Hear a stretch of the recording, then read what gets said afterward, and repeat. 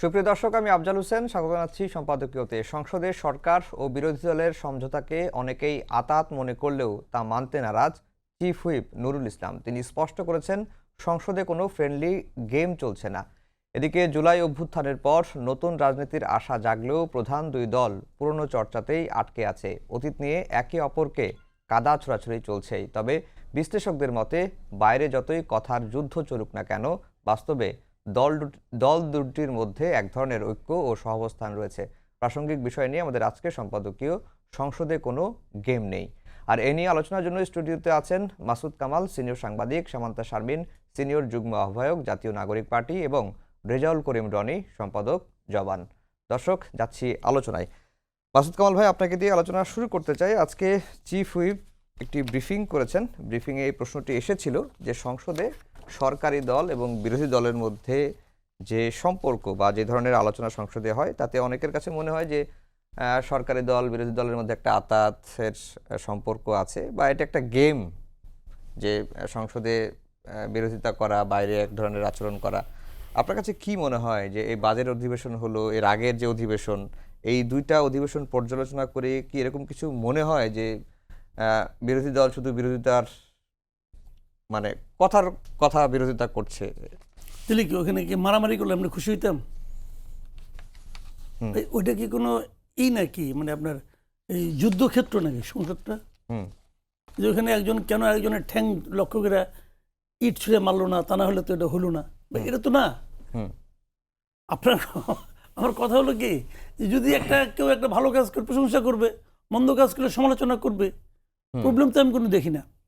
দেখেন, আমাদের এখানে সংসদে যে চেহারা আমরা দেখছি 2014 পর থেকে, 2014 পর থেকে না, আমি 2001 থেকেই বলি।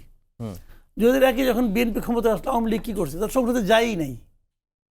এবং 2009 যখন আওয়ামী লীগ ক্ষমতা আসছে, তখন বিএনপি সংসদ বর্জন করছে। দু একদিন গেছে আবার যায়ই নাই, ম্যাক্সিমাম টাইম তার সংসদে যায় নাই।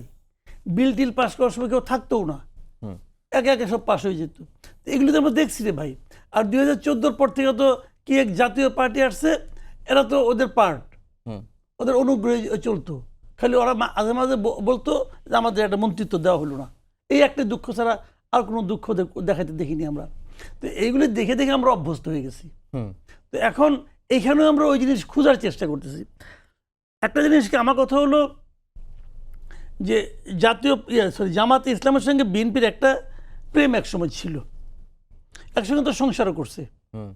এখন সংসার করার কারণে বেশ অনেক দিনই করছে। তো করার পরে এখন তাদের মধ্যে একটা বিচ্ছেদ হয়েছে। বিচ্ছেদ ঠিক না, দুইজন দুই ঘরে থাকে, দুইজন দুই ঘরে থাকে। এখন দুই ঘরে থাকে মানে কি মারামারি করতে হবো, অথবা কোনো একটা ইস্যু দেন, ওদের তো নীতিগত কিছু মিলও আছে, আছে না? তো যে কারণে কোনো একটা বিল নিয়ে, কোনো একটা ইস্যু নিয়ে তাদের মধ্যে যে একদম প্রবল মারামারি হবে, এটা তো মনে করার কোনো কারণ নাই। বাট তারা তো বিভিন্ন ক্ষেত্রে আপনি দেখতেছি, এনসিপি বলেন অথবা জামাত বলেন, তারা তো বিভিন্ন ইস্যুতে তারা তো প্রতিবাদ করতেছে, বিরোধিতা করতেছে, লজিক দিচ্ছে, কাউন্টার লজিক আসতেছে। আমি তো এত কোনো সমস্যা দেখি না।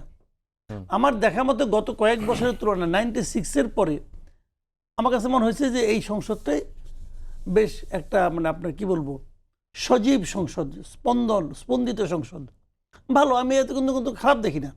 এখন মনে করেন জামাত তো তার আদর্শের বাইরে যাবে না, বিএনপিও যাবে না, তাদের দুইটা পলিটিক্যাল ক্যারেক্টার আছে।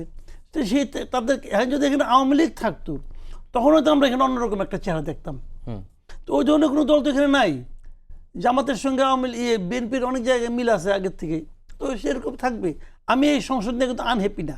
জি, সামান্তা শারমিন, সংসদের চেহারাটা আপনি কেমন দেখছেন? অনেকে যেভাবে, যেমন মেসি রোনালদোর প্রসঙ্গ এনেছিলেন বিএনপির একজন সাংসদ, যে এটা একটা ফ্রেন্ডলি গেমের মতো, বিএনপির একজন এমপি এই ধরনের বক্তব্য দিয়েছিলেন। এই সূত্র ধরেই চিফ হুইপকে প্রশ্ন করা হয়েছিল। চিফ হুইপ এটা বলছেন যে সংসদ আসলে কোনো গেম না, বিরোধী দল যৌক্তিক বিরোধিতা করছে, বিরোধী দল সহযোগিতা করছে, এই প্রসঙ্গটি তিনি এনেছেন। আর যেটি মাসুদ কামাল ভাই বললেন যে এটি একটি সজীব স্পন্দিত একটা সংসদ। ধন্যবাদ আপনার প্রশ্নের জন্য। সময় টেলিভিশনের এই অনুষ্ঠান যারা দেখছেন সকলকে সালাম ও শুভেচ্ছা। আমার সহ আলোচক যারা আছেন সকলকে সালাম ও শুভেচ্ছা। শুরু করি আজকে আয়াতুল্লাহ আলী খোমেনির যে অনুষ্ঠান, মানে শাহাদাত বরণের পরে যে অনুষ্ঠানটা অনুষ্ঠিত হচ্ছে ইরানে, এবং এই শোকবহ, এটা আমাদের সকলকেই টাচ করেছে। তার আত্মার মাগফিরাত কামনা করি। ইরানের যে লড়াই, এই প্রতিরোধ পক্ষের এই লড়াইয়ে সকলকেই সামিল হওয়ার আহ্বান জানিয়ে শুরু করি। আমাদের সংসদের যে আবহ, আমাদের পার্লামেন্ট আসলে যে ধরনের হয়, সেই পার্লামেন্টারি কালচার বা পলিটিক্যাল কালচারটা আমাদের দলগুলোতে থাকে না। এই দলগুলোতে না থাকার কারণে অনেক সময় এটা পার্লামেন্ট পর্যন্ত এই প্রভাবটা বিস্তৃত হয়। আসলে হ্যাঁ, এটা ঠিক যে প্রাণবন্ত সংসদ হচ্ছে, এটার কারণ হচ্ছে মানুষ আগ্রহ পাচ্ছে, মানুষ দেখছে বলে এটা প্রাণবন্ত। এবং মানুষ যে দেখছে, এটা যখন পলিটিশিয়ানরা দেখেন, তখন কিন্তু পলিটিশিয়ানরাও মানুষের চাহিদাকে প্রোভাইড করার জন্য ওই চাপটা বোধ করেন। এইটা কিছুটা আমি এখনো দেখতে পাচ্ছি। অ্যান্ড এইটা কোথা থেকে আসছে, এই যে এই মানুষেরও দেখা, পলিটিশিয়ানদেরও ওই চাপ বোধ করা, এটা আসছে কিন্তু গণঅভ্যুত্থানের কারণে। এটা এমন নয় যে গণঅভ্যুত্থান না হলে এই সংসদ যদি আওয়ামী লীগ বিএনপি সংসদ হতো, এই আগ্রহ নিয়ে মানুষ দেখতো, ব্যাপারটা এরকম নয়। তো গণঅভ্যুত্থানের পরে আমরা অনেকগুলো মৌলিক জায়গায় পার্থক্য আশা করেছিলাম, হয়তো এক একজনের এক এক রকমের আফসোস আছে, কিন্তু একটা ওভারঅল একটা সুপারফিশিয়াল লেভেলে হলেও একটা পলিটিক্যাল কালচারের পরিবর্তন আমরা দেখতে পেয়েছি। এখন আসেন সমস্যাটা কোথায় হয়। মীর শাহে আলমকে নিয়ে আমাদের মাননীয় প্রতিমন্ত্রী, ওনার যে উপজেলার যে নামকরণ, এই নামকরণ নিয়ে আসলে একটা বিশাল বড় সমালোচনা বাংলাদেশব্যাপী ছিল। এই সমালোচনা চলমান, এবং স্বভাবতই জামাত এবং তাদের যে ছাত্র সংগঠন শিবিরের এবং তাদের অন্যান্য অঙ্গ সংগঠনের সকলেই এটা নিয়ে একটা সমালোচনা করছিল, এবং এটা সকলেই করছিল, বাংলাদেশের দলমত নির্বিশেষে এই সমালোচনা হচ্ছিল। দেখেন কিছুদিন পরে ঘটনাটা আমরা কি দেখতে পেলাম। গত পরশুদিন আমিরে জামাতকে সাথে নিয়ে প্রতিমন্ত্রী এবং জেলা প্রশাসক ওনারা একটা ভিজিটে গিয়েছেন। ভিজিটে যাওয়ার সময় আমিরে জামাতের পায়ের কাছ থেকে একটা পলিথিন সরালেন প্রশাসক, এবং সেখানে মীর শাহে আলম প্রতিমন্ত্রী সাহেবের যে বডি ল্যাঙ্গুয়েজ, সেটা যদি আমরা দেখি, আসলে এই বডি ল্যাঙ্গুয়েজটা আসলে কি মিন করে। মানে একটা হচ্ছে যে আপনি আপনার দায়িত্ব যখন পালন করবেন, তখন এই দায়িত্ব আপনাকে কিছুটা, ওই দায়িত্বের পদের একটা ভারী কি আছে, ওইটার একটা রেসপন্সিবিলিটি আছে, ওই রেসপন্সিবিলিটি থেকে আপনি কখনো নড়চড় হতে পারেন না। এটা হচ্ছে ওই পোস্টের সাথে, গাম্ভীর্যের সাথে সামঞ্জস্যপূর্ণ না। কিন্তু তাহলে কি আমরা ধরে নেব যে যেই মীর শাহে আলম যেই ধরনের সোশ্যাল মিডিয়া যে ব্যাশিংয়ের শিকার হচ্ছিলেন, সেটাকে এক ধরনের ধামাচাপা দিতে বা কন্ট্রোল করতে এই ধরনের একটা দৃশ্য তৈরি করেছেন, যে দৃশ্য দিয়ে আসলে একটা বড় অংশকে কনভিন্স করা যায়। এখন দেখেন যে ওখানে আসলে মানে মূল কাজটা এমন কোন কাজটা ছিল যেটার জন্য আসলে আমরা এই দৃশ্যপট তৈরি হতে দেখলাম। এছাড়াও উল্টা দিক থেকে যদি দেখি, জামাতের এমপি যদিও প্রশাসকের চেয়ে উপরের, মানে একটা প্রটোকলে উপরের একটা পোস্ট, কিন্তু এমপিরা গিয়ে প্রশাসককে বিভিন্ন জায়গায় বিএনপি নিয়োগ করা প্রশাসকদের অভিনন্দন জানাচ্ছেন, ফুল দিচ্ছেন। এই ধরনের ছবি সামাজিক যোগাযোগ মাধ্যমে অনেক সমালোচিতও হয়েছে। কিন্তু কেন একজন এমপি, নির্বাচিত এমপি, একজন বসিয়ে দেওয়া প্রশাসককে তোয়াজ করতে বাধ্য হচ্ছেন, এইটার রহস্য উন্মোচিত হলো না। এখন এই যে প্রশাসক, আপনি জানেন যে স্থানীয় প্রশাসকদের আসলে অনেক ধরনের কাজ, অনেক ধরনের এলাকার অনেক ধরনের পাওয়ারের জন্য আসলে যা যা দরকার, সেগুলো নিয়ন্ত্রণ অনেক ক্ষেত্রে প্রশাসক বা যদি এখানে নির্বাচিত হয়ে আসে তাহলে স্থানীয় প্রশাসনের হাতে থাকে। তাহলে আমাদের দাবি, বিরোধী দলের পক্ষ থেকে দাবি ছিল, আপনি নির্বাচিত মানে সরকার গঠন করেছেন, আপনি স্থানীয় সরকার নির্বাচন দেন এবং প্রশাসকদের নিয়োগ করেন। সেই দাবিকে যদি আপহোল্ড করতে চাই আমি, তাহলে কি আমি এই অ্যাকশনে যেতে পারি কিনা, যে একজন বসিয়ে দেওয়া প্রশাসককে আমি ফুল দিয়ে শুভেচ্ছা জানাতে পারি কিনা। আমি তার সাথে একটা সৌজন্য মত বিনিময় করতে পারি, কিন্তু সেটা তো আমার পার্সোনালিটি বা আমার যে বিরোধী দলের যে আমি যে তার প্রতি সমালোচনা হচ্ছে সেটাকে মনে করিয়ে দিয়ে, সেটাকে তো আমি উৎসাহ দিয়ে আসলে বরণ করতে পারি না। এই জায়গাগুলোতে এরকম আরও ধরেন আমি আরও 20টা ঘটনা হয়তো বলতে পারবো, ঘটনা গুরুত্বপূর্ণ না এখানে। বিষয়টা হচ্ছে যে আমার কাছে মনে হয় যে মানে বিএনপি এবং জামাতের যে প্রাক্তন বোঝাপড়া, এবং জামাত আসলে এখন পর্যন্ত বিশ্বাস করতে পারছে না তারা আসলে প্রধান বিরোধী দল হয়েছে। সো তাদের যে প্রাক্তন অ্যাটিটিউডগুলো এখনো কিছুটা, প্রধান বিরোধী দল হয়েছে এটা জামাত বুঝতে পারতেছে না। এটা মানে এই আচরণগুলো, মানে এই যে ঘটনা, ধরেন আমি 2টা ঘটনা বললাম, চাইলে কি আরো ঘটনা উল্লেখ করা যায় না? এখন আমি যখন সবগুলো ঘটনা উল্লেখ করব, তখন কি আসলে এটা মনে হয় যে এটা বিরোধী দল আসলে সংসদে যে আচরণ করছে সেটা প্রতিফলন ঘটছে কিনা? আরেকটা ঘটনা আমি আপনাকে বলি।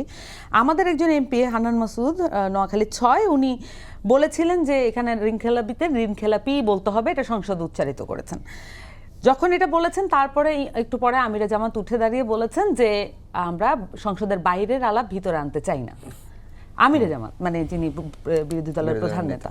তো আমাদের এমপিরা যখন, আমাদের এনসিপির এমপিরা যখন যৌক্তিক সমালোচনা করছেন, মানে এটা খুবই ডেফিনিট যে সংসদে ঋণ খেলাপিরা আছেন, ঋণ খেলাপিদের আমাদের ঋণ খেলাপি বলতে পারতে হবে, এতটুকু স্বাধীনতা আমাদের প্রয়োজন।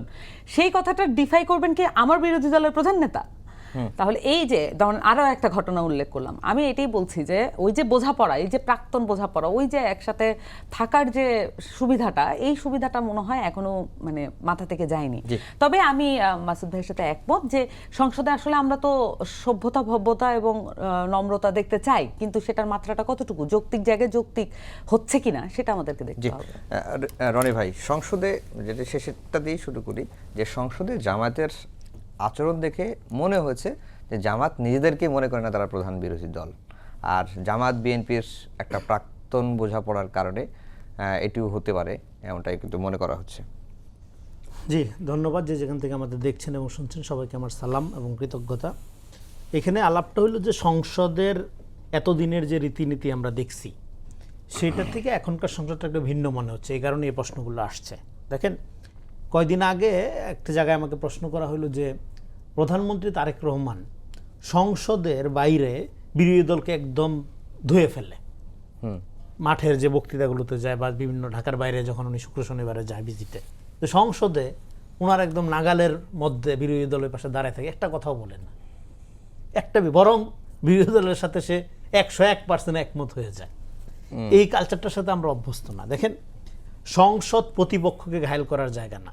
সংসদে প্রপাগান্ডা ছড়ানো, ইমোশন মঙ্গারিং করা, তারপরে হলো যে আপনার নিজের পলিটিক্সকে ফুলায়া ফাপায়া গঠন করার একটা প্রচেষ্টা এবং বক্তব্যের ফুলঝুরি সরানোর জায়গা সংসদ না। সংসদ আইন প্রণয়নের জায়গা, এবং এই আইন প্রণয়নের ক্ষেত্রে সবাই এখানে কলিগ, যে যে দল থেকে আসছে। তো সেক্ষেত্রে সংসদে প্রতিপক্ষকে আক্রমণ করা, তারপরে হলো রাজনৈতিকভাবে একদম ধরাশায়ী করার কালচার, এগুলো চর্চা করার জায়গা সংসদ। কারণ সংসদের প্রত্যেকটা সেকেন্ড খুবই মূল্যবান, অর্থনৈতিকভাবে অনেক খরচ হয় টাকা, প্রায় 2 লাখ টাকার উপর খরচ হয় নাকি প্রত্যেক সেকেন্ডে, গরিব মানুষের দেশ। সেটা যদি চিন্তা করা হয় তাহলে সংসদ যেভাবে চলতেছে এটা আরও সতর্ক হওয়া উচিত। প্রত্যেকটা সময়কে জনগণের এই যে টাকা এত বিপুল খরচ হয় প্রত্যেক সেকেন্ডে, সেটাকে তো খুবই অর্থবহভাবে খরচ করার ব্যাপারে এটার যা আরও কাঠামোগত সংস্কার দরকার সংসদ পরিচালনা পুরো পদ্ধতির। সেটার খানিকটা কালচারাল প্রভাব এখন দেখা যাচ্ছে। সে দেখা যাচ্ছে এই কারণে, কারণ এটা হলো যে সংসদ নেতার উপর খানিক ডিপেন্ড করে। সংসদ নেতা এই সমস্ত আপনার যেগুলো রাজনৈতিক র্যাটোরিক্যাল ঝগড়া, তর্ক বিতর্ক, সেগুলোর বাইরে এসে গঠনমূলক প্রয়োজনীয় জিনিসগুলো নিয়ে আলাপ করার চেষ্টা করেন, যেটা অন্যদেরকে প্রভাবিত করে। তারপরেও যে হয় না, অতীত চর্চা হয়, তারপরে হলো ঘায়েল হয়, খুব সুন্দর রসালো বক্তব্য হয়, তো আপনার কথার ফুলঝুরি হয়। আরেকটা হলো এখানে পার্লামেন্টে যারা যান, পার্লামেন্টেরিয়ান যারা যান, আপনি যদি পার্লামেন্টেরিয়ানদের বক্তব্য যদি আপনি সংসদ লাইব্রেরিতে গিয়ে ভিজিট করেন, খুব কম পার্লামেন্টেরিয়ান পাবেন যাদের বক্তব্যের মধ্যে একটা নেশনকে কন্ট্রিবিউট করার একটা অ্যাটিচিউড থাকে। কন্ট্রিবিউট করার চেয়ে বেশিরভাগেরই বিভিন্ন দলেরই থাকে হইলো কথা বলার সুযোগ পাইছি, কি বলা যায়, কি বলে হাতাতালি পাওয়া, ভাইরাল হওয়া, এই যে ভাইরাল ফেনোমেনা, ভাইরালিজম, এইটার একটা আসর সংসদেও পড়তে দেখা যায়। এই জন্য অনেক পপুলার কথাবার্তা বলার দিকে মনোযোগ দেখা যায়। কিন্তু সংসদে জনপ্রিয় হওয়াটা আপনার জরুরি না। আপনি অনেক জনপ্রিয় হয়ে নির্বাচিত হয়ে সংসদে আসছেন, আর জনপ্রিয় হওয়ার দরকার নেই। আপনার যেটা দরকার, আপনি কন্ট্রিবিউট কী করে, কারণ এটা রেকর্ড থাকে, তো ন্যাশনাল হিস্ট্রিতে রেকর্ড থাকে সংসদে কে কী বলছে, কী কী বক্তব্য দিছে, সে দাদার আমলে কে দিচ্ছে, হাসিনার আমলে কে দিচ্ছে, এরশাদের আমলে কে দিচ্ছে, জিয়াউর রহমানের আমলে কে দিচ্ছে, এখন কে দিচ্ছে, সব রেকর্ড থাকবে। ফলে আমি এটা খোঁজার চেষ্টা করছিলাম যে সংসদে খুব কম লোকের বক্তব্যে কন্ট্রিবিউট করা, মানে থাকে না পার্লামেন্টারি ডেমোক্রেসিতে কন্ট্রিবিউট করার মতো অ্যাটিচিউড নিয়ে কথাবার্তা বললে খুবই কম লোক। বেশিরভাগ লোকই একটা সস্তা পপুলিস্ট র্যাটরিক বাকোয়াজি মার্কা কথাবার্তা বললে পিঠ চাপড়ানো, টেবিল চাপড়ানো, গরম করার একটা টেন্ডেন্সি। এই গরম করার টেন্ডেন্সিটা, এটা হলো আমাদের জাতিগত সমস্যা, এটা থেকে পুরো সংসদকে বের হইতে হবে। তো আরেকটা হলো যে এখানে যে আলাপটা আসলো বিরোধী দলের নেতাদেরকে যে এইভাবে ট্রিট করছে, এইটা একটা আলাপ আছে, তাহলে তো বিরোধী দলের শক্তির প্রতি তো একটা সমীহ আছে, যে প্রোপাগান্ডার শক্তি, প্রোপাগান্ডার ভয়ে পায়ের নিচে পড়ে যাচ্ছে, প্রোপাগান্ডার ভয়ে একদম মানে হাত জোর করে জামাতের আমিরের কাছে চলে যাচ্ছে। কিন্তু আরেকটা ব্যাপার হলো যে এখানে প্রধানমন্ত্রী তাদেরকে দায়িত্ব দিছে, সেই এলাকা ওই মিরপুরের ওই এলাকাটা আসলেই পানির খুব সমস্যা, মানে একটু বৃষ্টি হইলে পানিতে তল হয়ে যায়। তো সেইটা দূর করার জন্য তারা একসাথে কাজ করতেছে। এই দৃশ্যটা অনেকে আবার পজিটিভলিও দেখছে যে একসাথে তারা দিয়া অটো বাইক দিয়ে যাচ্ছে, বাইকের সামনে বসা মিল্টন সাহেব, পিছনে আপনার প্রতিমন্ত্রী এবং জামাতের আমির বসা, তো তারা যাচ্ছে, ঘুরছে, লোকজন আছে। তো এই যে এটাকে অনেকে আবার পজিটিভলি, তারপরে তাদের বডি ল্যাঙ্গুয়েজ নিয়ে অনেকে ইয়ে করছে। কিন্তু দেখেন বাংলাদেশে জামাত ইসলাম, কামাল ভাই এটা বললো যে তারা একসাথে প্রেম করছে, এখন প্রেম করার পরে সংসারও করছে, সংসারের পরে আলাদা থাকে, আলাদা থাকলে তারপরে ঝগড়া করতে হবে এমন তো কোনো কথা নেই। দেখেন প্রেম সংসার যাই হোক, এটা যে একটা আনহোলি টাই ছিল তার প্রমাণ হইল এখন আলাদা থাকতে হচ্ছে। বিএনপি জামাতের প্রেম সংসার হওয়ার পরেও বিএনপির রাজনীতিটাই করে, জামাতের রাজনীতিটাই করে। কিন্তু মাঝখান থেকে জামাত যেই ধরনের রাজনীতিটা করে সেই রাজনীতিটার বিরুদ্ধে গণঅভ্যুত্থান হয়েছে। সেটা বলে এই পর্ব র্যাপ আপ করি। সেটা হলো যে ৭১ সাল যেরকম আওয়ামী লীগের জন্য একটা চ্যালেঞ্জ আকারে হাজির হয়েছিল, ৭১ ইটসেলফ একটা বিশাল গণ আকাঙ্ক্ষা, এবং একইভাবে ২৪-এর গণ অভ্যুত্থান জামাত এবং এনসিপি জোট এর প্রত্যেকের জন্য চ্যালেঞ্জ আকারে হাজির হয়েছে। কারণ তারা মোটা দাগে এটার আপনার কি বলবো যে প্রধান আপনার ক্রেডিট বা বলেন যে এটার সামনের সারির লোক, বা তারা গণ অভ্যুত্থানের আলোকে রাজনীতি করতে চায়, এই দাবিটা নিয়েই সামনে হাজির হয়েছে বা মাঠে পোলারাইজেশনটা ঘটাইছে। ঘটানোর পরে দেখা গেল যে এখানে যে গণ অভ্যুত্থান হয়েছে, গণ অভ্যুত্থানটা তো হয়েছে আপনার ইসের বিরুদ্ধে, একটা মতাদর্শপন্থী, ক্যাডার ভিত্তিক, আবেগ ভিত্তিক, ইমোশন ভিত্তিক রাজনীতির বিরুদ্ধে। ৭১ ইমোশন ব্যবহার করে রাজনীতি করা যদি খারাপ হয়, একইভাবে মুসলিম সেন্টিমেন্ট ব্যবহার করে রাজনীতি করা অত খারাপ। ওইটা ভালো, এটা খারাপ, এটা তো হইতে পারে না, বা এটা খারাপ, ওইটা ভালো, এটা তো হইতে পারে না। ফলে একটা নাগরিক ভিত্তিক রাজনীতির যে আমাদের আকাঙ্ক্ষা ছিল, সেই নাগরিক ভিত্তিক রাজনীতির ক্ষেত্রে সংসদে এর এই পারফরমেন্সের ক্ষেত্রে এটা খানিকটা অগ্রগতি, এবং সে ডেফিনেটলি সামান্তা রাইট। এই অগ্রগতির পেছনে গণঅভ্যুত্থান একটা বড় ভূমিকা। আরেকটা হলো গণঅভ্যুত্থানের ফলে এখানে যে দলগুলো আছে, শুধু ঘর সংসার করার ব্যাপার না, এনসিপি, জামাত এবং অন্যান্য ছোট ছোট বামপন্থী দলগুলো সহ 100% বিরোধিতার রাজনীতির অবসান হয়েছে বাংলাদেশে। এবং বাংলাদেশে এখন যেটা একটা মধ্যপন্থা বাংলাদেশ পন্থার যে রাজনীতি, এটাই সবাই ভাগবাটোয়ারা করে। আগে কি করতো? আগে আওয়ামী লীগের যে রাজনীতি, এটাই সবাই ভাগ করে করতো। এখন বিএনপির যে রাজনীতির ধারাটা মোটা দাগে বাংলাদেশ পন্থা, সবার আগে বাংলাদেশ এবং বাংলাদেশের স্বাধীনতা সার্বভৌমত্বকে আপনার সবচেয়ে বেশি প্রায়োরিটি দেওয়া, এই রাজনীতিটা সবাই করে কম বেশি, অন্তত দাবি করে। কিন্তু সেই দাবি করার মধ্যে কতগুলো যাদের এই দাবিটা 100% মিথ্যা দাবি, মনে এক করতে চায় খেলাফত বা প্যান ইসলামিজম বা ফতেল্লা গুলেন স্টাইল, সকালে শরিয়া বিকালে গণতন্ত্র, তাদেরকে নানা রকম কথাবার্তা বলতে হয়। কিন্তু মোটা দাগে এখানে যারা মেইনস্ট্রিম রাজনীতি করতে চায়, সবার একটা কমন পজিশন আছে। সেই কমন পজিশনের কারণে সংসদের পরিবেশটা অনেক বেশি আন্তরিক মনে হয়। এই আন্তরিকতার মধ্যে আপনার কোনো সমঝোতা, এগুলো খোঁজার কোনো সুযোগ নেই। কারণ ইলেকশনের আগে আমরা দেখছি সরকার প্রায় কিন্তু গঠন করে ফেলছিল জামাত, ফেসবুকে যদিও, কিন্তু ভোটে মানুষ সেটা ঠেকাইছে। জি, মাসুদ কামাল ভাই, যেটি সামান্তা শারমিন বলছিলেন যে সংসদের যে পরিবেশ, সেটি নিয়ে তিনিও প্রাণবন্ত পরিবেশের কথা তিনি বলেছেন। আরেকটা কথা বলেছেন যে সংসদ হচ্ছে মানে সুপারফিশিয়াল হলেও বাংলাদেশের রাজনীতির কালচারে কিছুটা হলেও পরিবর্তন হয়েছে। আর যেটি রনি ভাই বললেন যে 100% বা শতভাগ বিরোধিতার রাজনীতি এখন আর নেই, মানে রাজনীতির কালচারে কি পরিবর্তন দেখছেন কিনা? এটা মানে রনি যে কথাটা বললেন, এই কথাটা কিন্তু একটা ভিত্তি আছে যে আমাদের এখানে একটা রাজনীতি এতদিন মানে ছিল, সেটা হলো যে বিএনপি যা বলবে আওয়ামী লীগ বলবে এটা ভুল, আওয়ামী লীগ যা বলবে এটা বিএনপি বলবে ভুল। আপনি দেখবেন আওয়ামী লীগ বিএনপি দুইটা দলই তো 91 থেকে শুরু করে 2024 পর্যন্ত ক্ষমতায় ছিল। আপনি যদি বিএনপির একজন লিডারকে বলতেন যে আওয়ামী লীগ এতটা খারাপ দল, তা আওয়ামী লীগ কি এত বছরে একটাও ভালো কাজ করে নাই? বলবেন না, একটাও করে নাই। আবার এই কথা বিএনপি কে বলবেন, আওয়ামী লীগকে বলবেন, ওরা বলবে না বিএনপি কোনো ভালো কাজ করে নাই। তার মানে ভার্চুয়ালি যার যার নেতা হইল গিয়ে ফেরেশতা আর বিরোধী দলের নেতা হল ইবলিস। তার মানে আমরা এই সময়টা হয় ইবলিস দ্বারা পরিচালিত হয়েছি অথবা ফেরেশতা দ্বারা, মানুষ টানুষ নাই। তা আমরা তবে ফেরেশতাও চাই না, ইবলিসও চাই না, আমরা মানুষ চাই। তো ওই মানবিক নেতৃবৃন্দকে তারা অস্বীকার করতো, তাদের নেতাদের কোনো ভুল করতে পারে তারা অস্বীকার করতো। এবং আগামীতেও আমার ধারণা এরকমই হবে। দেখবেন বিএনপির এখন যারা আছে তারা তারেক রহমানের কোনো ভুল খুঁজে পাবে না। কিন্তু যদি এটা যদি শুরু হয় তাহলে বুঝবেন যে গেছে, কাম সারছে। তো এখন এটা হওয়া চলবে না। মানুষটা আমরা সবাই, মানুষ মাত্রই ভুল হবে। ভুলটা সে মানুষেরও স্বীকার করার থাকতে হবে, অভ্যাস থাকতে হবে, এবং তার যারা অনুসারী তাদেরও বলতে হবে যে আমার নেতাও ভুল করেন, তবে শুদ্ধই বেশি করেন। এবং সেই ভুলটা কি সেটা তাদের উচ্চারণ করতে হবে। কেউ উচ্চারণ করবে না, আমি এখে রাখেন আজকে 5 বছর পরে মিলাই নিন, কেউ বলবে না যে আমার নেতা এই ভুলটা করছে, কেউ বলবে না। অন্যরা বলবে, চুপচাপ শুনবে, এই টকশোতে আসবে, বসবে, বসে নিয়ে পরে বলবে কি যে আমি তো আর বলতে পারি না, আমার অবস্থান তো বুঝছেন, তো এটা বলবে তারা। এগুলো হয়, এখনো হয়। তো এই যে প্র্যাকটিসটা, এখান থেকে বাইরে আসতে না পারলে আপনি কিন্তু প্রকৃত গণতন্ত্র কায়েম করতে পারবেন না ভাই। সেটা কি জামাতে, কি বিএনপি, কি এনসিপি, সব জায়গায় এই একই সমস্যা। এবং গণতন্ত্র কায়েম না হলে সেটা আপনার সংসদেও হবে না, তাদের পার্টি অফিসেও হবে না, সেটা মনে করেন সমাজেও হবে না। সেইটা চিন্তা করতে হবে আমাদের, যে আমাদের ওই জায়গাগুলো, ওই প্র্যাকটিসটা, ওই কালচারটা আমি কায়েম করতে পারি কিনা। এটা আমরা এখনো পারতেছি না। তারপরে আমি কিন্তু আবার বলি, কিন্তু দেখেন আমি হ্যাপি কেন, আমি হ্যাপি না কেবল একটা প্র্যাকটিস কিন্তু একদিনে হয় না, একটা কালচার কিন্তু একদিনে হয় না। একজন লোক হঠাৎ করে এসে নিয়ে ভাওয়াইয়া টান দিল আর দেশের সবাই ভাওয়াইয়া গান গাওয়া শুরু করলো, বিষয়টা কিন্তু এরকম না।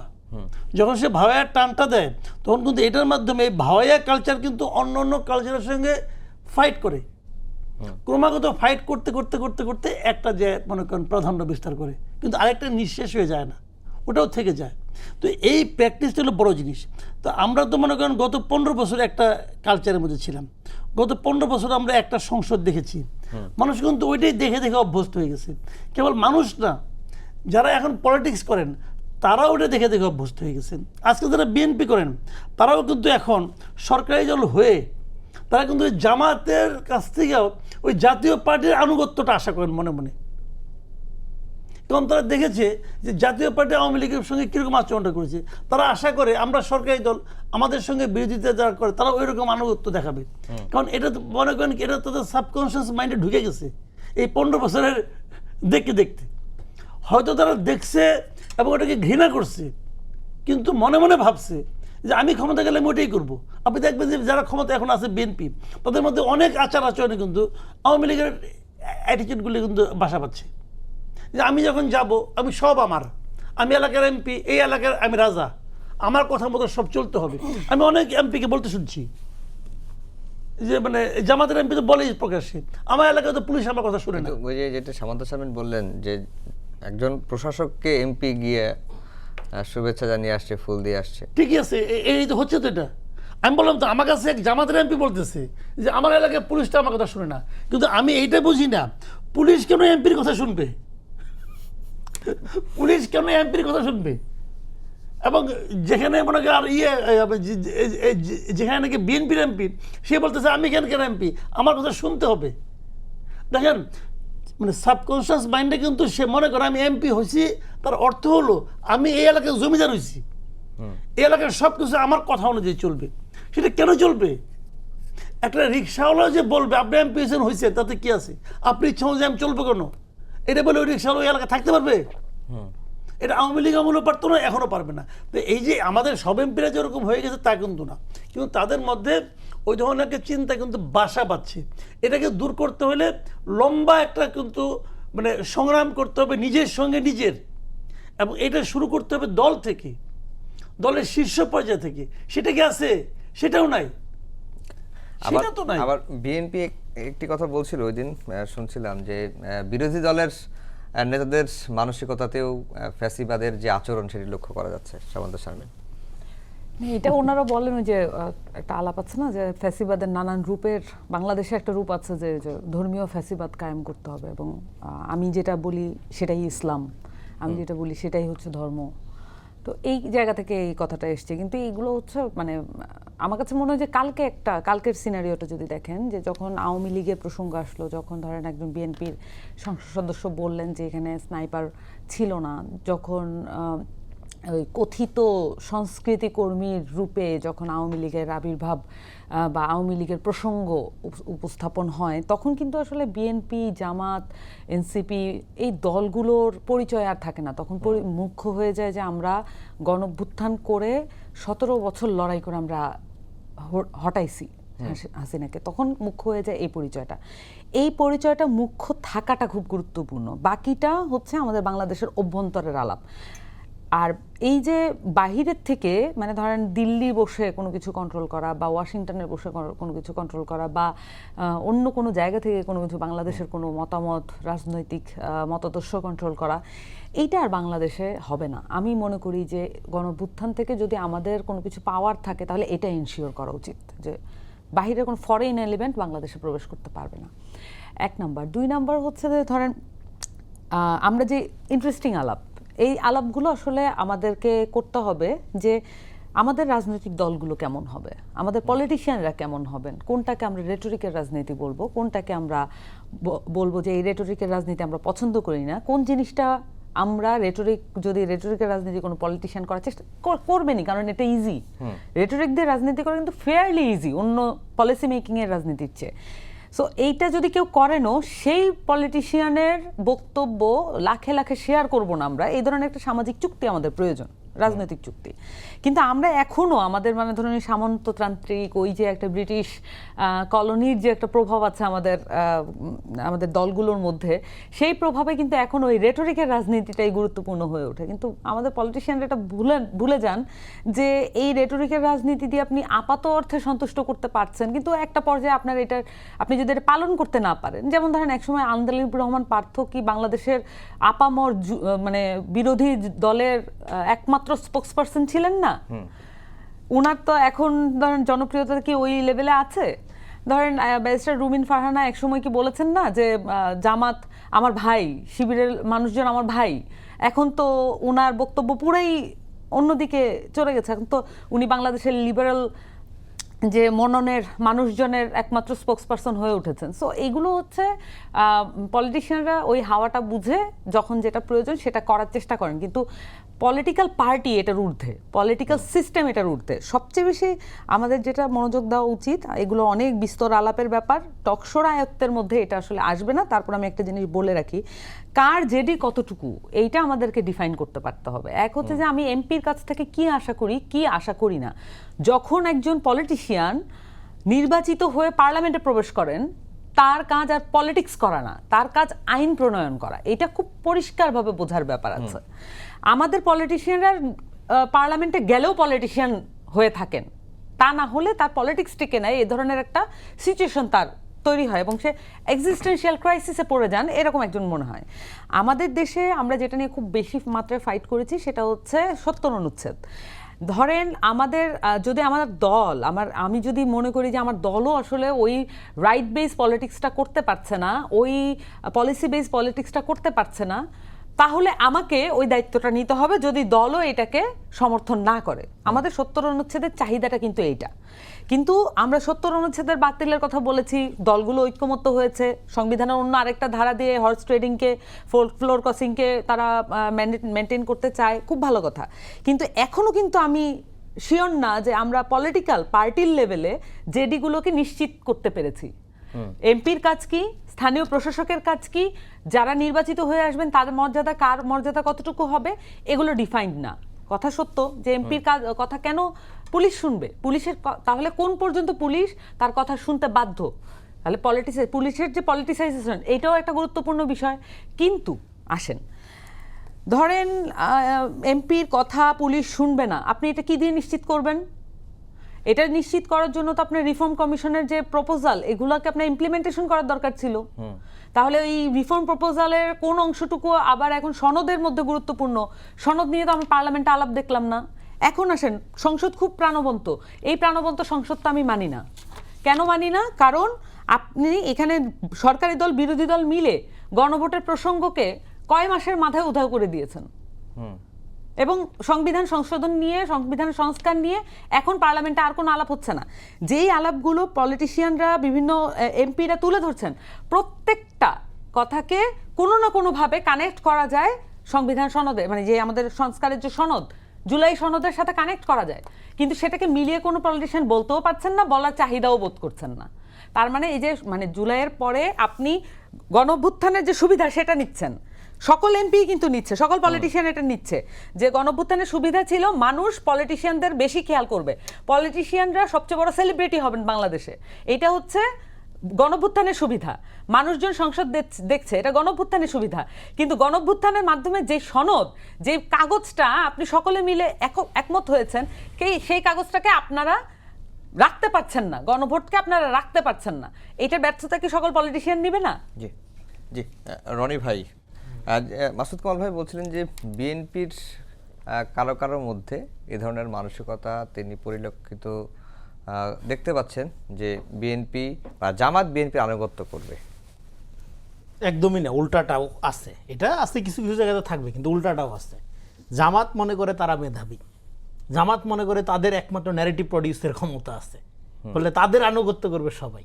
আর বিএনপি, বাংলাদেশে বিএনপি করা মানে কি? আনকালচার্ড, বুদ্ধিভিত্তিকভাবে নিচু, অব্রাহ্মণ, তাই না? এই জন্য তো বিএনপি করাটা একটা ডিফিকাল্ট জিনিস, বিএনপি করাটা তো খুব কঠিন ব্যাপার। আপনি বিএনপি করা মানে বিএনপি কোনো মতাদর্শপন্থী দল না। আরেকটা যেটা এখানে আলোচনা আসলো যে তারেক রহমানের সমালোচনা করা যাবে না, কে বলছে সমালোচনা করা যাবে না? অবশ্যই তারেক রহমানের সমালোচনা করবে। কামাল ভাই করে না, আমি করি না, আরও হ্যাঁ দলের লোক যারা তারা করে না, হ্যাঁ করে তো। ইভেন এই যে আপনার আইন সংস্কারের বিষয়ে আপনার ব্যারিস্টার নওশের জমির উনি ভিন্ন প্রতিক্রিয়া ব্যক্ত করেছেন, লিখিতভাবে ওনার পজিশন আলাদা নিয়েছেন। এবং এই যে নীলুফার মনির আপার কথা বললেন, ছাত্র দলের সভাপতি প্রতিবাদ জানিয়েছেন। বলে বিএনপির যদি কোনো আপনার বিউটি থেকে থাকে, এটা যে বিএনপির ভেতরের লোকজনই প্রচণ্ড রকম প্রতিবাদ করে, যেটা পছন্দ হয় না। তারেক রহমানের ক্ষেত্রেও করেন প্রতিবাদ, অন্যান্য নেতাদের ক্ষেত্রেও প্রতিবাদ করেন। কিন্তু প্রবলেম হচ্ছে এখন বিএনপির ক্ষেত্রে হতাশা। বিএনপি বেসিক্যালি একটা সন্ন্যাসীদের দল। এই 15-16 বছরে নির্যাতিত হইতে হইতে বাপ মা হারাইয়া বনে জঙ্গলে থাকতে থাকতে এখানে লাখ লাখ সন্ন্যাসী তৈরি হয়েছে এই দলের মধ্যে এই সময়ে। এর মধ্যে বিগত সময়ে যারা তারাও নির্যাতিত, তারাও কিন্তু বিদেশে ছিল, ধরেন লন্ডনে ছিল, নিউ ইয়র্কে ছিল, তারা এসে এখন ধরেন দায়িত্ব পালন করছে। কেউ কেউ খুবই ভালো করছে, কেউ কেউ মনে করছে যে সে তো আসলে ক্ষমতার অংশীদার হয়ে গেছে, যেটা কামাল ভাই বলার চেষ্টা করলেন। তার মনে রাখা দরকার, তার যে দায়িত্ব, তারেক রহমান যে তারা দায়িত্বে আনছেন, বসছেন, সেটা হলো এখানে লক্ষ লক্ষ মানুষের রক্ত, ঘাম, শ্রম, লাশের গন্ধ নিয়ে এই দায়িত্বে সে বসছে। ফলে প্রতিনিয়ত এই সমস্ত বিক্ষুব্ধ, তাদেরকে ত্যাগী বলা হয়। বিএনপি যদি ত্যাগীদের নিয়ে আপনি একটা আলাদা দল করেন, এটা বাংলাদেশের সবচেয়ে বড় বিরোধী দল হবে। কিসের জামাত, এনসিপি সবচেয়ে বড় বিরোধী দল হবে ত্যাগীদের যদি আপনি একসাথে করেন। তো তার মানে সমস্যাটা বিএনপির মধ্যে আছে। যে লোকটা দায়িত্ব পালন করে, এইবার আপনি দায়িত্ব আপনাকে দেওয়া হয়েছে, আপনি দায়িত্ব পালন করছেন, তারেক রহমান আপনাকে ধরেন দায়িত্ব দিছে, সেইটাই এই ক্ষমতাকে ব্যবহার করে, এই দায়িত্বকে ব্যবহার করে ব্যক্তিগত পাওয়ার এক্সারসাইজ করা, ব্যক্তিগত সুটেড বুটেড হয়ে দৌড়াদৌড়ি করা, হ্যাঁ, এবং ক্ষমতার ওই গরম শো করা এবং নিজেকে ফ্যাসিলিটেট করার জন্য আপনাকে দায়িত্ব দেওয়া হয়নি। আপনাকে দায়িত্ব দেওয়া হয়েছে এই সমস্ত লক্ষ লক্ষ নির্যাতিত, কারা নির্যাতিত, আপনার হাজার হাজার গুম এবং খুন এবং ওই আপনার অভিশপ্ত দুঃখ কষ্ট নিয়ে যে সমস্ত পরিবারগুলো আছে, তাদের পক্ষ থেকে দেশ পুনর্গঠন করার জন্য আপনাকে দায়িত্ব দেওয়া হয়েছে। ক্ষমতা এনজয় করার সরকার এটা না। ফলে এই পেইনটা কি ফিল করেন যারা দায়িত্বে আছেন? সবার ক্ষেত্রে বলা যাবে না যে এই পেইন ফিল করেন। করলে তাহলে তো এই ধরনের বিতর্ক আসতো না। করলে তো যেমন ধরেন এই যে নজরুল বর্ষ নিয়ে তারেক রহমান ছোট্ট একটা বক্তব্য দিয়েছে, আপনাদের টেলিভিশনে দেখলাম ক্লিপটা। নজরুল বর্ষের যে চিঠি, সে চিঠির মধ্যে সমস্ত আমলাদেরকে সংযুক্ত করছে। দেখতে আমলারা কি নজরুল গবেষক?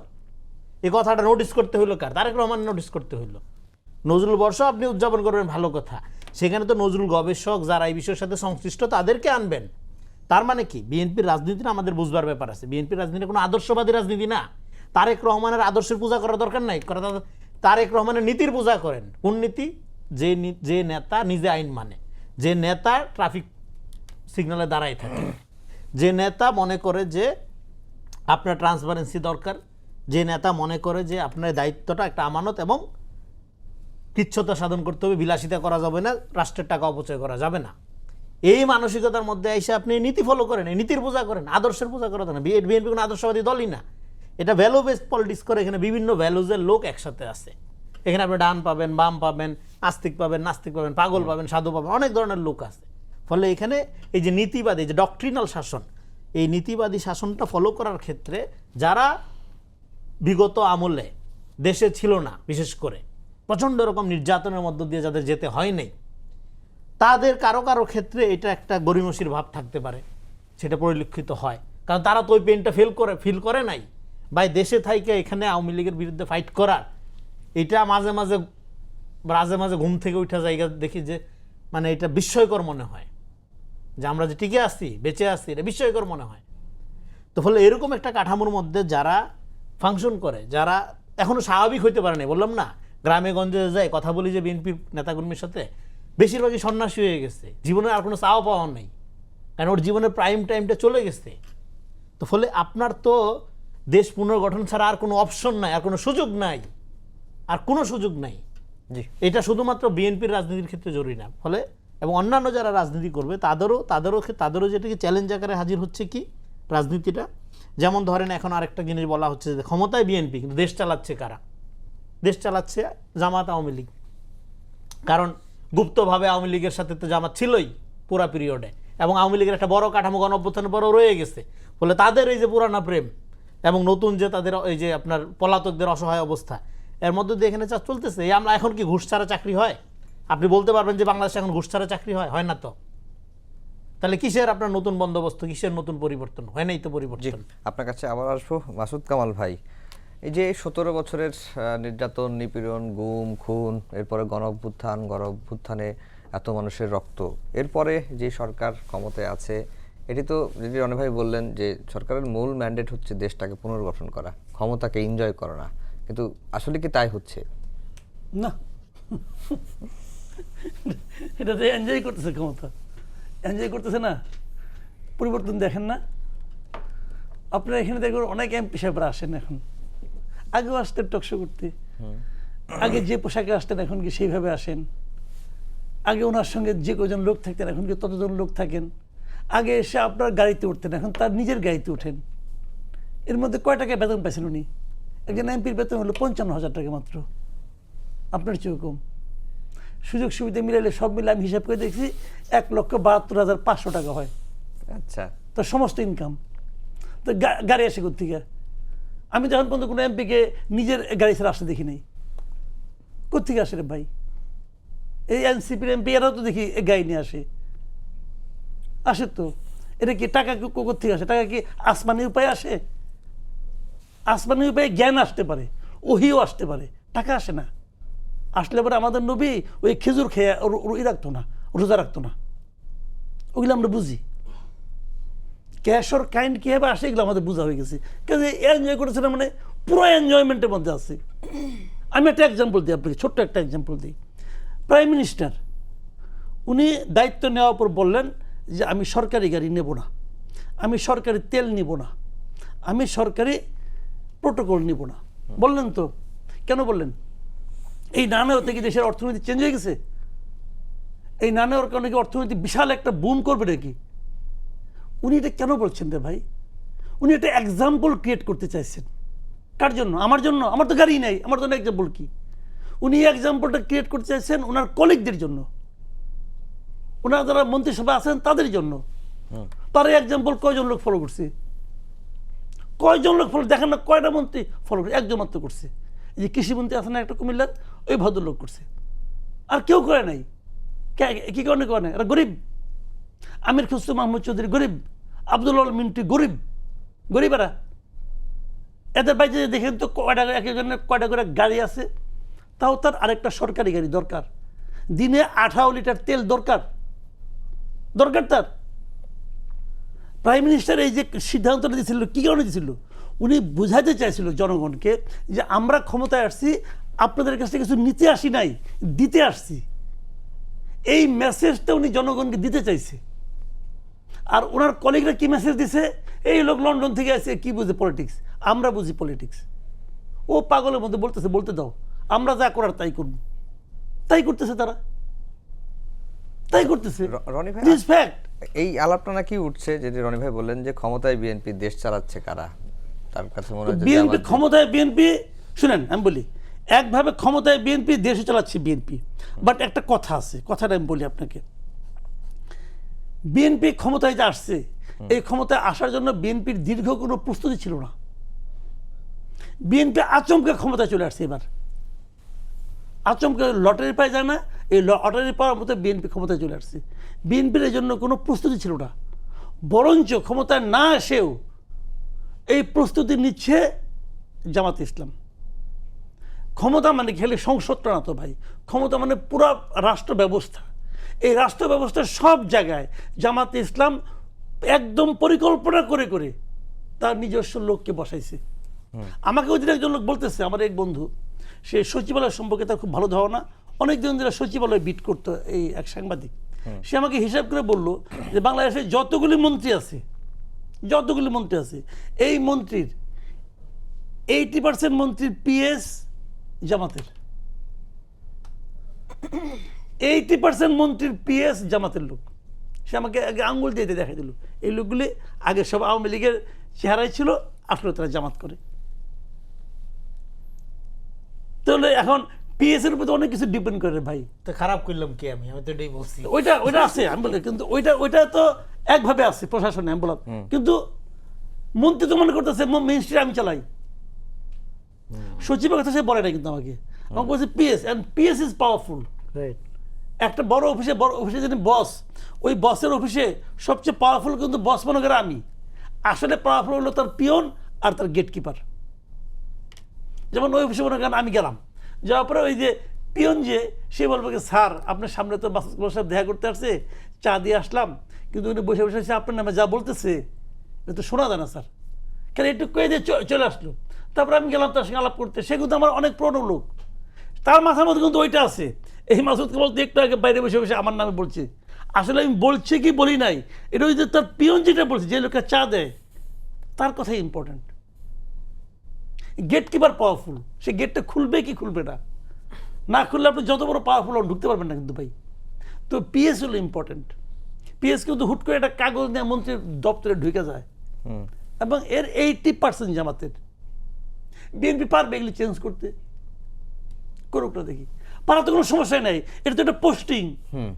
ও তো পিএস এ জন্ম নেয় নাই, সেও তো জয়েন্ট সেক্রেটারি অথবা ডেপুটি সেক্রেটারি, তো আরও আছে ডেপুটি সেক্রেটারি, আপনি র্যান্ডমলি চেঞ্জ করেন না দেখি, পারবেন?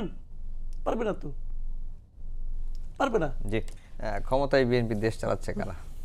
না, এই জায়গাটাই মানে কাছাকাছি যাই আমরা আলাপটাতে, কিন্তু মূল আলাপটা করি না।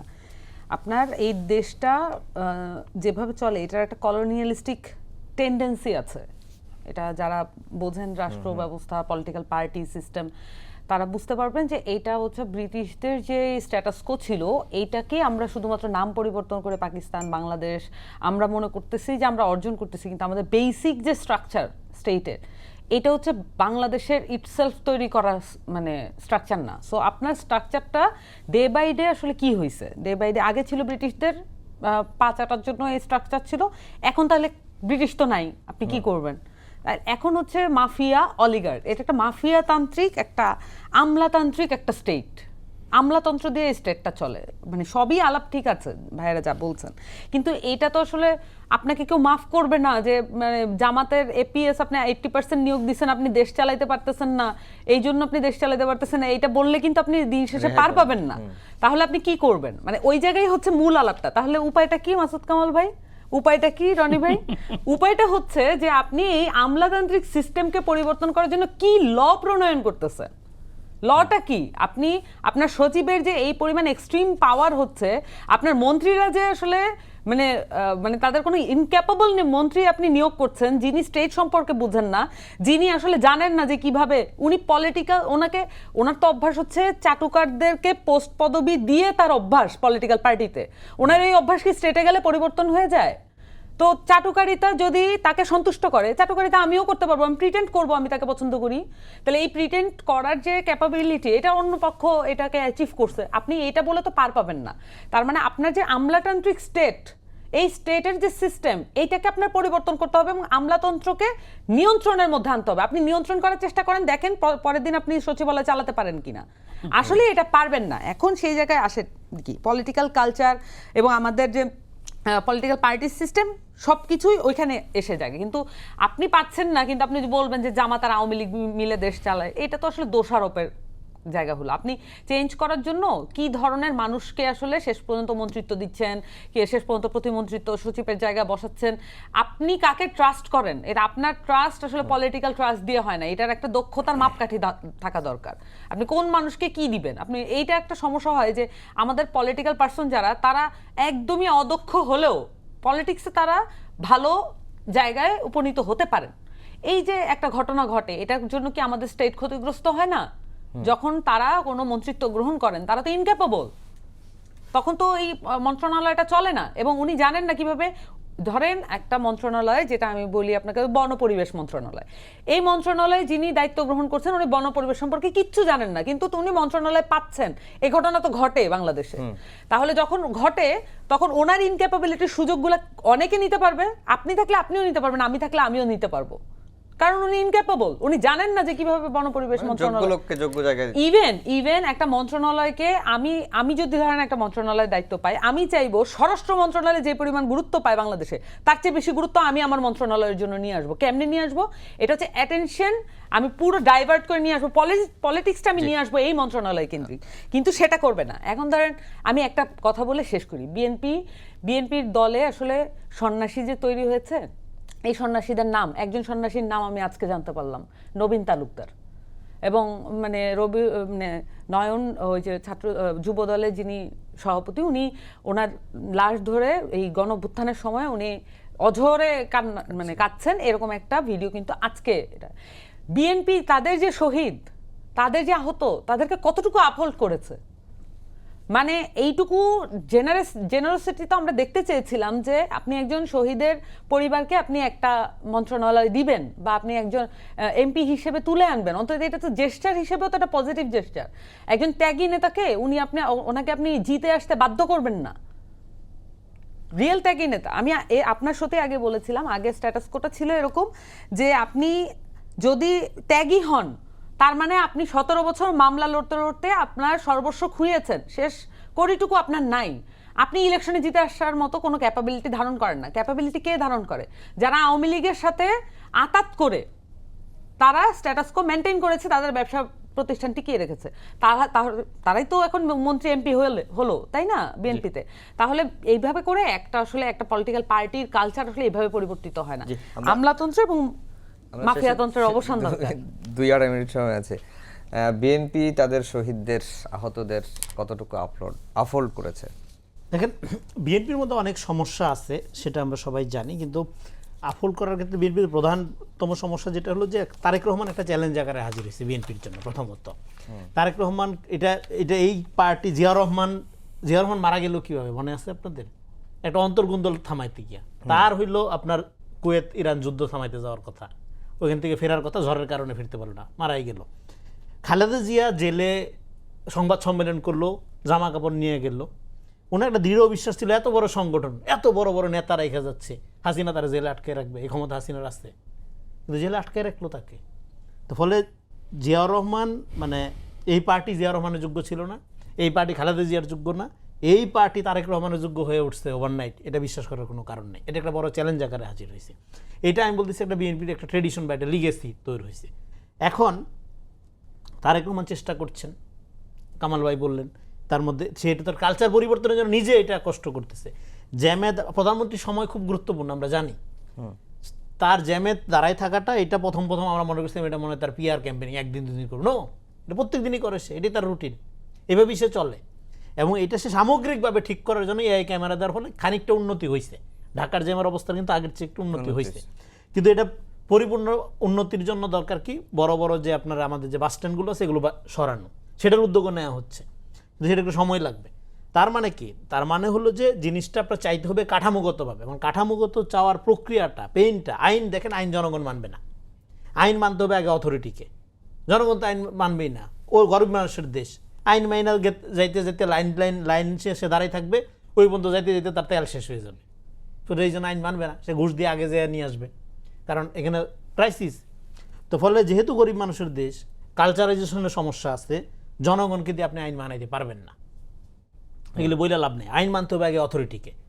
আপনি যখন অথরিটি হিসেবে আইন মানবেন তখন অটো আপনার কলিগরা ফলো করবে, কামাল ভাই যেটা বললেন। কিন্তু কলিগরা যখন ফলো করবে না, তখন সেই সরকারের তো সফল হওয়ার কোনো সুযোগ থাকে না। এবং এই সরকার যদি সব ব্যর্থ হয়, তখন সুযোগ নেবে কারা? গুপ্তভাবে, উপ্তভাবে, সুপ্তভাবে যারা রয়ে গেছে, তারা কি করবে? তারা কি, তাদের রাজনীতিটা কি?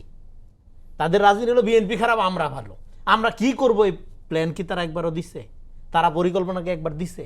তারা কিভাবে দেশ গঠন করবে, অর্থনীতি পলিসি কি কেউ জানে? এটা নিয়ে কোনো আলাপ আছে? তাদের আলাপ একটাই, বিএনপি খারাপ, বিএনপি চাঁদাবাজ, আমি ভালো। তো একটা সমাজে ফ্যাসিবাদ শুরু হয় কখন? যখন সমাজকে এভাবে ভাগ করা হয় যে আমি ভালো আর বাকি সব খারাপ, তুমিও ভালো না, ও ভালো না। হ্যাঁ, এই যেটা বললো যে মানুষ ফেরেস্তা হয়ে যায় সবাই আর ইবলিশ হয়ে যায়। ফলে এই যে একটা সেন্স, কমন সেন্সের মধ্যে আসা, কমন সেন্সের মধ্যে এসে রেশনালি জিনিসটাকে মিনিমাইজ করার যে প্রক্রিয়াটা, সেই প্রক্রিয়াটার মধ্যে প্রথম কথা হলো অতিকথন বাদ দিতে হবে। এবং এইটা খুবই ইম্পর্টেন্ট বাংলাদেশে, যে যাকে যেই কাজের জন্য আপনার গুরুত্বপূর্ণ মনে করা হয় সেই জায়গায় নিয়োগ না দিয়ে আমরা সবাই মনে করি যে আমি গুরুত্বপূর্ণ জায়গায় মানে দায়িত্বে না যাওয়া পর্যন্ত জিনিসটা সহি হইল না, আমার গুরুত্বপূর্ণ পদ, আমি মন্ত্রী না হইলে যোগ্য লোক মন্ত্রী হইল না, আমি দখল না করলে দখলটা সহি হইল না, আমি দখল করলে এটা ঠিক আছে, অসুবিধা নেই। তো এই যে প্রক্রিয়াটা, আমরা নৈতিকতাটা, নীতিটা, হ্যাঁ, আপনার সুশাসনটা, মূল্যবোধটা আশা করি অন্যের কাছ থেকে। নিজের যে ভালো হওয়ার দরকার আছে এই ব্যাপারে হুঁশ নেই। আপনি ভালো হবেন, আপনি সৎ হবেন, আমার সৎ হওয়ার দরকার নেই, আমি ছলে বলে কৌশলে বড় লোক হব। ফলে এই প্রক্রিয়াটা, এটা দীর্ঘদিনের সমস্যা, এটা কাঠামোগতভাবে চেঞ্জ করার জন্য এটা সরকারকে স্ট্রাগল করতে হবে। এবং আওয়ামী লীগ সবচেয়ে বড় ক্ষতি বাংলাদেশে যেটা করে গেছে, হ্যাঁ, হত্যা, গুম, খুন, এগুলো তো আছেই, এর বাইরে সমাজের মোরাল ফ্যাব্রিকটা ভেঙে দিয়ে গেছে। এইটা রিস্টোর করার জন্য একটা কমন ন্যাশনাল ইন্টারেস্টের জায়গা থেকে এটা রাজনীতি করা দরকার। পলিটিক্সটা চেঞ্জ করার জন্য এইটা আমাদের প্রথমত পার্সোনালি লোভ সংবরণ করা। বাংলাদেশের প্রধান মোটো কি? মানুষের প্রধান লোভ এবং ক্ষোভ, এই দুইটা দ্বারা আমরা চালিত হই। জি, সামান্তা শারমিন, 30 সেকেন্ড সময় আছে, তখন মনে হয় একটু কম পাইছে। না, এটা একটা বিষয় যে এই যে ধরেন আপনি খেয়াল করেছেন যে বিএনপি লাস্ট যখন টার্মে ছিল তখন সবচাইতে নন্দিত, আলোচিত, সমালোচিত মন্ত্রী কে ছিলেন? স্বরাষ্ট্রমন্ত্রী লুৎফুজ্জামান বাবর। এখন কি লুৎফুজ্জামান বাবরকে কোনো কথা বলতে শুনেন? কেন শুনি না আমরা? ওনার একটা পরিবর্তন ঘটেছে, এটা ইম্পর্ট্যান্ট। মানে এটা কেন বলছি, গণঅভ্যুত্থান যে আসলে কত মানুষের জাস্ট জীবনটা ফিরিয়ে দিয়েছে, এই বিষয়টা আসলে আমি দেখি যে আমাদের এখন গণঅভ্যুত্থান শেষ হয়ে যাওয়ার পরে ওই মেমোরিটা আসলে রিকালেকশন হয় না। সো এই কালেকটিভ মেমোরির জায়গায় আসলে সকলকে মানে সচেতন হওয়া দরকার। পলিটিশিয়ানদের, কোন ধরনের পলিটিশিয়ান, আপনারা কোন ধরনের পলিটিশিয়ান চান, এটা সোশ্যাল মিডিয়া ন্যারেটিভ দিয়ে আসলে পরিচালিত হওয়া ঠিক হবে না। জি, তিনজনকেই অসংখ্য ধন্যবাদ জানিয়ে শেষ করছি আমাদের আজকের সম্পাদকীয়। আগামীকাল আবারও দেখা হবে একই সময়ে। শুভরাত্রি।